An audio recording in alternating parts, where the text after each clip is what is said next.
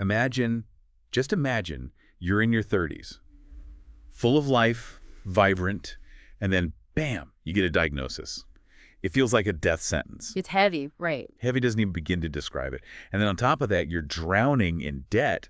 The system, the one that's supposed to be there for you, it's like it turns its back on you. It's a scenario that really makes you think, forces you to look at those limits of just how resilient humans can be. What would you do? I mean, really, what would you do? That's what we're diving into today. Yeah, today we're going to get into the life of Mark Olmsted, a gay man right smack in the middle of the AIDS crisis. We're talking peak AIDS crisis here. Absolutely. And to guide our deep dive, we've got a couple of really fascinating sources. Lay 'em on us. We'll be looking at Mark's own words from his personal account, Broke Bad. Kitschy title. It is, and we're also going to be referencing this GQ article, The Curious Cons of the Man Who Wouldn't Die. Ooh, that title's a doozy. Definitely grabs your attention, doesn't it? And let me tell you, the title doesn't lie. No exaggeration there, huh?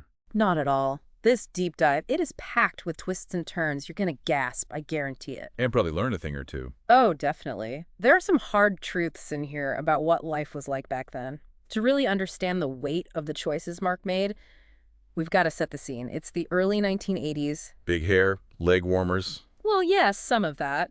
But for the gay community, it was a period of massive change, upheaval even. Things were shifting. Hugely. You had this incredible energy coming out of the gay rights movement post-Stonewall. Right, that energy was palpable. It was. Pride parades were getting bigger and bolder. More and more folks were coming out. And there was this tangible feeling of hope and liberation. A real sense of possibility. Exactly. But, and this is a big but, this burgeoning sense of freedom, it got tragically undercut. By the emergence of AIDS. Yeah, this terrifying, mysterious illness that seemed to be targeting primarily gay men. And the fear, it was like wildfire. It was. Fear and misinformation spreading like crazy. And what made it even worse, even more terrifying, was the silence. The chilling silence. From the government, especially the Reagan administration, their inaction. It just amplified the stigma, fueled discrimination, left an entire generation feeling completely abandoned and terrified. I mean, it's hard to overstate the impact of that silence. It really is. It's true. And it's against this backdrop of hope and fear, this push and pull of liberation and loss, that we meet our main players, Mark and his older brother, Luke. Brothers. Brothers. But very different. Mark was the free spirit, always drawn to creative things. The artist type. Exactly. While Luke, he was the responsible one, studying to be a doctor. Polar opposites. In many ways. But there was one big thing they shared. They were both gay. Both gay. And navigating their identities in very different ways, especially given all the societal pressure cookers of the time. The valley added another layer of complexity to their lives. It did. And tragically, both of them, both Mark and Luke, would end up testing positive for HIV. Which, back then. Back then, that was a death sentence. No two ways about it. Mark describes it in his book as constantly feeling like he was moving closer and closer to the edge of a cliff. Each step bringing him closer to that inevitable fall. Haunting imagery. It is. And this feeling, this living with a death sentence, it deeply impacted Mark and so many others in the gay community. Imagine the constant loss, friends, loved ones, always knowing that your own turn could be next. That's a heavy weight to carry. It's an unimaginable burden. And for some, including Mark, this feeling of impending doom, it led them down a dark path. A path of nihilism and hedonism. You know, in a way, it's a human response, wouldn't you say? When you're convinced that your time is limited, the world just looks different. Absolutely. The rules change. The stakes change. And in Mark's case, this led him to make a decision, a morally complex decision. He started using his deceased brother Luke's identity for financial gain. So he's grieving, he's convinced he's going to die, and he's facing a society that's basically turned its back on him. Exactly. And this is where things get ethically murky. Was Mark justified in his actions? Given the circumstances? It's a tough question. It is. And it's a question we're going to unpack as we delve deeper into Mark's story. Yeah. But before we do, it's important to understand that Mark was not alone in this. Right. There were a lot of gay men in the same boat, facing similar circumstances, and they resorted to similar measures, racking up debt they couldn't possibly repay. It speaks volumes about the level of desperation and abandonment that was so prevalent in the community at that time. It's a symptom of a much larger problem. Yeah. A systemic failure to address the needs of those affected by the crisis. 100%. And for Mark, this was just the beginning, the first step in a series of increasingly elaborate schemes. Oh yeah, he got creative. He did. Buckle up, because the story gets wilder from here. Alrighty, hit me. From renewing Luke's driver's license with his own photo to faking Luke's death to clear credit card debt, Mark's audacity was, well, it was remarkable. And he used the Corona Cougars seal from a youth baseball team. Don't forget that little detail. It's almost comical. It is, until you remember the backdrop, the grim reality he was trying to escape. It's this strange mix of dark humor and pure desperation. It's like, on the one hand, you can't help but be impressed by his creativity, his boldness, and on the other hand, you're just hit with this reminder of how dire his situation was. Exactly, this constant dance with death and bureaucracy. And sadly, that dance was about to get a lot more frantic. It does. As Mark's life begins to spiral further out of control, he descends into meth addiction, fueled by grief, desperation, the desire for escape, you name it. So it wasn't just recreational. No. This wasn't just a party thing. He saw dealing meth as a way to pay his bills, legitimately. Which, if you ask me, is a pretty twisted sense of morality. It's a warped perspective for sure, but we have to remember the context. These were life or death decisions happening every single day. Every single day. Their world was upside down. Traditional notions of right and wrong, they got blurred by the sheer need to survive. And that brings us to, well, it's a pivotal moment in Mark's story. A moment so audacious you almost can't believe it. His decision to fake his own death. Talk about going all in. This wasn't a spur-of-the-moment thing either. He planned this meticulously, crafted a whole new identity, wrote his own obituary. He even staged a believable accident. Committed to the bit. Totally. And you know what? For a while it worked. He vanished. Left behind a mountain of debt, a whole made-up life story. I mean, you gotta hand it to him. The commitment to the con is impressive, even if the ethics are, well, questionable. To say the least. But even in self-imposed exile, Mark couldn't escape his demons. That addiction to meth, it raged on, and he found himself pulled back into that dangerous world of drug dealing. And that's where his carefully constructed facade begins to crumble. Exactly. The very thing that gave him that temporary escape, that fleeting sense of control, it ultimately led to his downfall. Classic case of addiction hijacking your decision-making, even when you know the consequences. He knew, and those consequences were coming for him, big time. Oh, yeah. He was arrested in a drug raid, his whole elaborate death. It unraveled in the most unceremonious way possible. You'd think that's where his story ends, right? Another cautionary tale. But there's a twist. Always a twist. This arrest, it turned into an unexpected turning point. Sometimes hitting rock bottom is the only way to start climbing back up. That's the thing about rock bottom. You can only go up from there. And for Mark, this arrest, this being forced to face the reality he'd been running from, well, it opened the door to a whole new chapter in his life.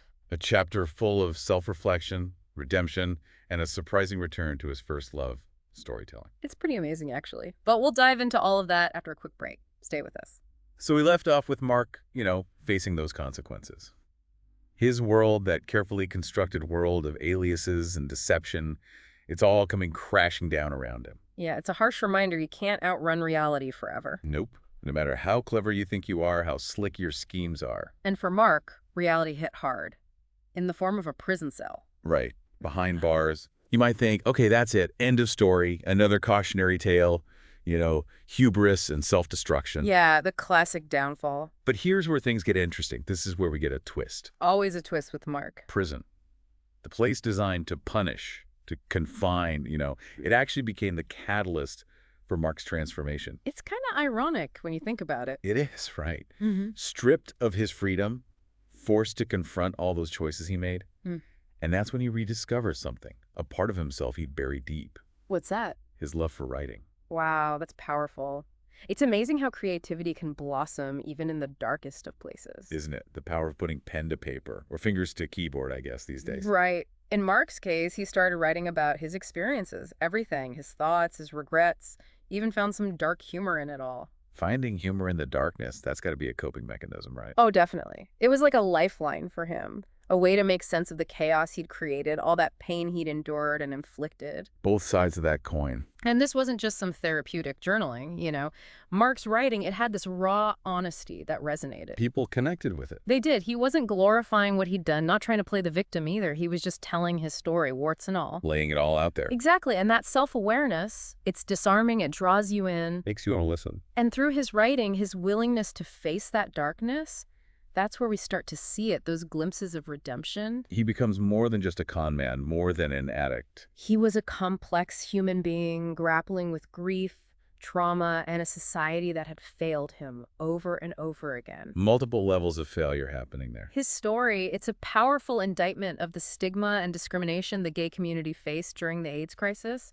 It shines a light on those systemic injustices, the lack of support, the lack of understanding that pushed Mark further and further to the margins. And it reminds us, even in the darkest times, even when we screw up, make terrible mistakes, there's always that possibility of redemption.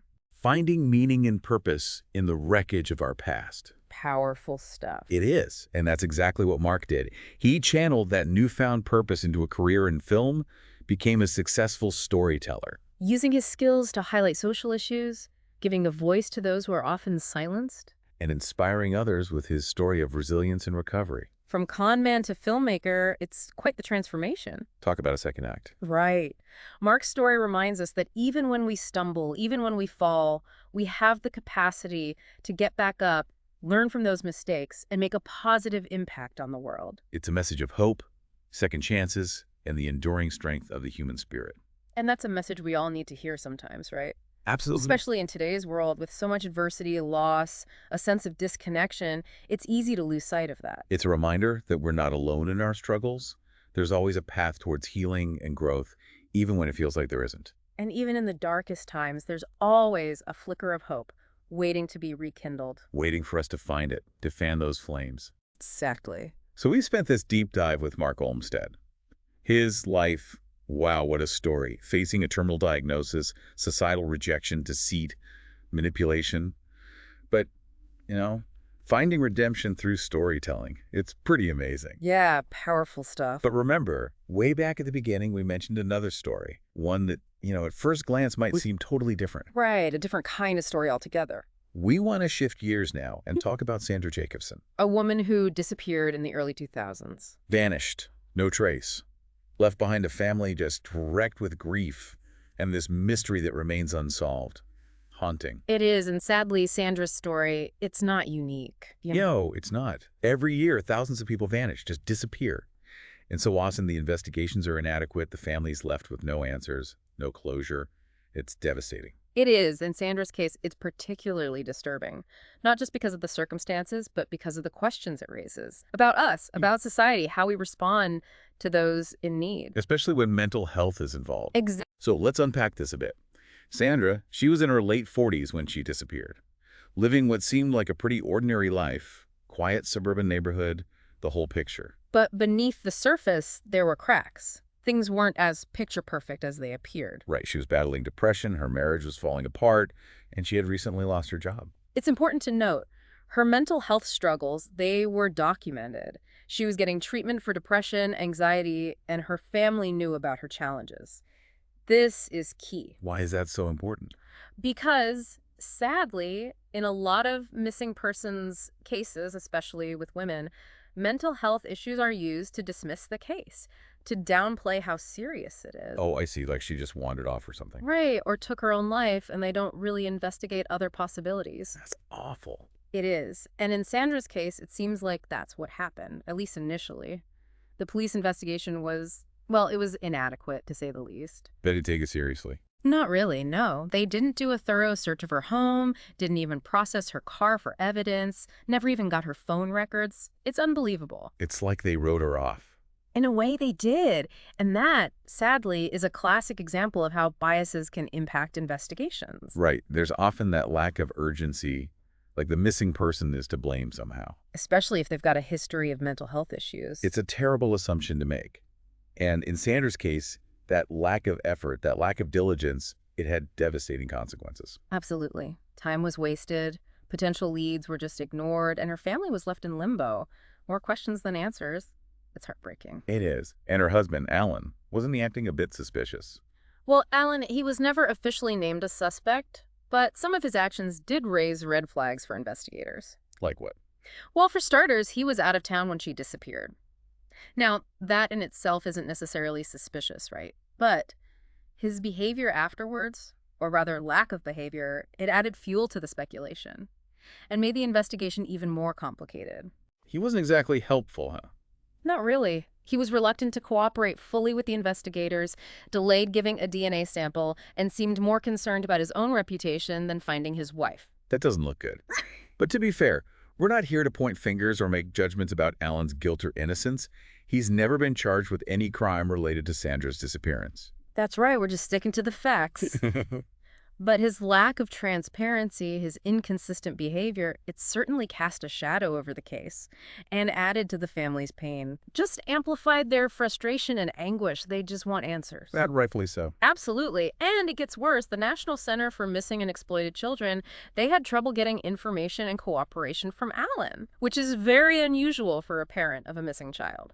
Very unusual. So where does this leave us? We have these two stories. Mark Olmstead facing a terminal diagnosis, societal rejection, and Sandra Jacobson struggling with mental health, a crumbling marriage. Both gone. Both stories marked by tragedy, a sense of loss. Profound loss. What connects them, even though the specifics are so different, is that feeling of powerlessness. Powerlessness. Mark and Sandra, they both felt trapped by things they couldn't control, failed by the systems that should have been there to help.